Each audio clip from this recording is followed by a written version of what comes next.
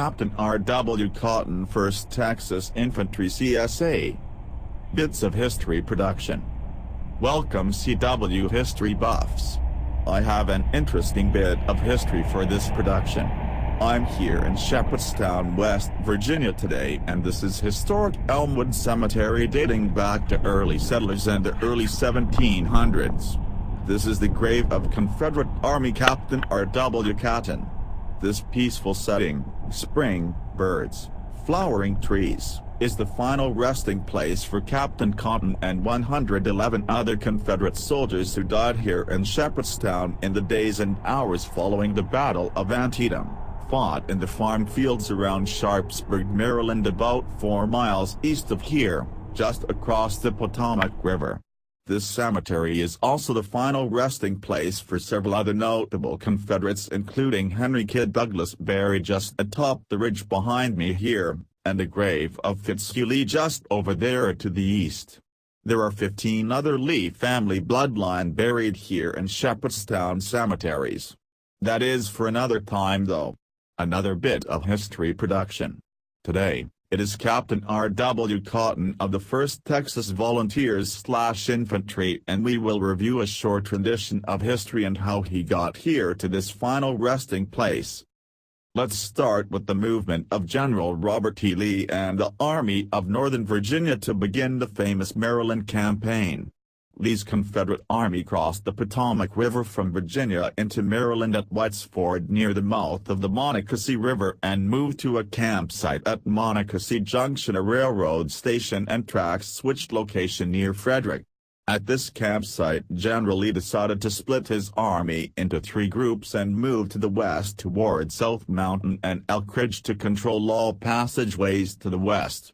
Union Army General George McClellan and thousands of Union soldiers were soon in close pursuit of the Confederate Army moving west toward Crampton's Gap, Fox's Gap and Turner's Gap, these gaps being the only passageway through the mountain and west into the fertile Shenandoah Valley. The Union Army and Confederate Army fought 3 savage battles over these 3 mountain passages.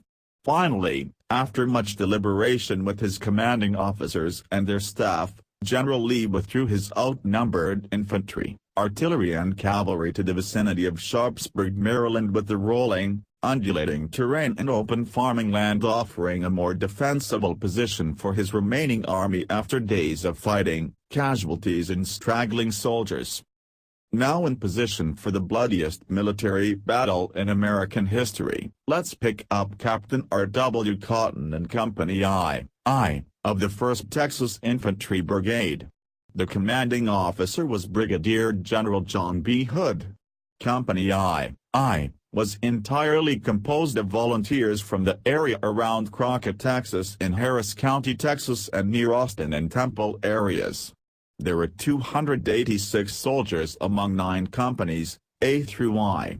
The 1st Texas with Captain Cotton and his men marched from the South Mountain fighting near Boonesboro, through Keedysville and camped near Sharpsburg on the Boonesboro Pike. As the Union Army approached Sharpsburg near Antietam Creek, Captain Cotton was ordered to move his company with the 1st Texas to a location near the Dunkard Church on Hagerstown Pike in preparation for the First Light Battle of Antietam on September 17. So, on the night of 16th of September, Captain Cotton and his men were camped here in this field just behind the Dunkard Church on Hagerstown Pike.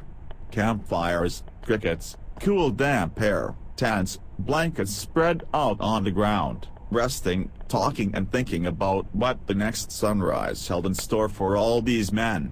Unknown to them that sunrise would bring the bloodiest fighting day in U.S. history. During the night of the 16th, Union brigades moved into bivouac on the Puffenberger farm north on the Hagerstown Pike and about a quarter mile east of the pike.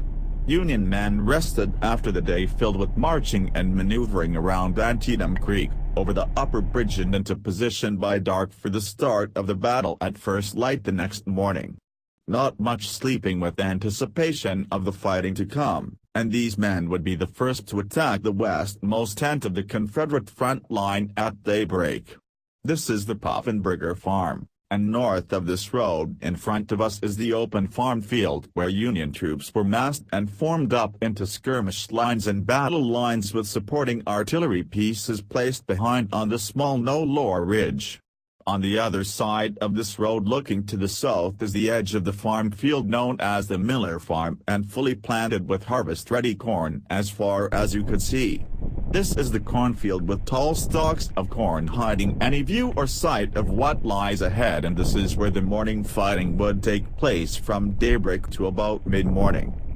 With the first dim light of daybreak and chilly foggy air and morning dew, the men in the Confederate lines could hear the distant commotion of Union soldiers being called to arms, loading muskets with dry powder, fixing bayonets and forming up into battle lines, horses moving about, cannons and demo wagons being limbered into position and loaded to ready, unseen so far but still very intimidating and exciting to the senses.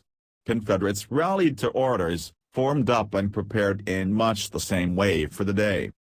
The morning phase of the battle begins with the chaos of battle, cannon firing, shells exploding, musket fire and volleys that sound like sheets tearing apart in strips, random musket fire, men yelling in brave rage, men and horses falling in the field expounding from the wounds of battle. Captain Catton is ordered to move his company of men to a position across the Miller farm fields and into the left center of the Confederate line near the edge of the cornfield. Cotton and his men moved across the open field on the double quick. On reaching the edge of the cornfield, Company I, the Crockett Volunteers form up into a battle line with the other 1st Texas companies and charge into the cornfield for a counterattack on the Union line. Captain Catton leading the charge with his company of men is wounded as they encounter an opposing Union cluster of musket fire that was hidden from view by cornstalks. This is the cornfield here in front where all this morning battle and carnage took place. Here beside this farm road named Cornfield Avenue after the war, stands a granite monument to mark the position of the 1st Texas Regiment that morning. Fighting here continued until mid-morning about 9 a.m. with the 1st Texas Regiment suffering an 86% casualty rate, wounded and killed, the highest casualty rate for any single unit during the entire Civil War, Confederate or Union. Captain R.W. Cotton is evacuated from the battlefield by surviving soldiers of the Crockett Volunteers and moved back to Confederate positions near the Dunker Church. Later in the day, as major fighting in the Battle of Antietam moves to the center, Bloody Lane, and right, Burnside's Bridge, of the Confederate line, Captain Cotton is transported by ambulance wagon to the rear and staged for medical evacuation near Sharpsburg. Later still, with General Lee's decision to retreat into Virginia after the day's fighting at Antietam had ended, Captain Cotton was moved by wagon across the Potomac River to Shepherdstown. This spot here is where Captain Cotton's ambulance wagon would cross the Potomac River. This is known as Botiller's Ford, a shallow solid bottom, rocky, river crossing. This is the same crossing used by the Confederate Army to retreat into Virginia. This is Shepherdstown. In 1862 this was Shepherdstown, Virginia. Founded by the Shepherd family in 1734, this is the oldest town in West Virginia. Following the Battle of Antietam, this small town on the Potomac River became a hospital for wounded Confederate soldiers. Wounded Confederates were brought here and dropped off by the thousands.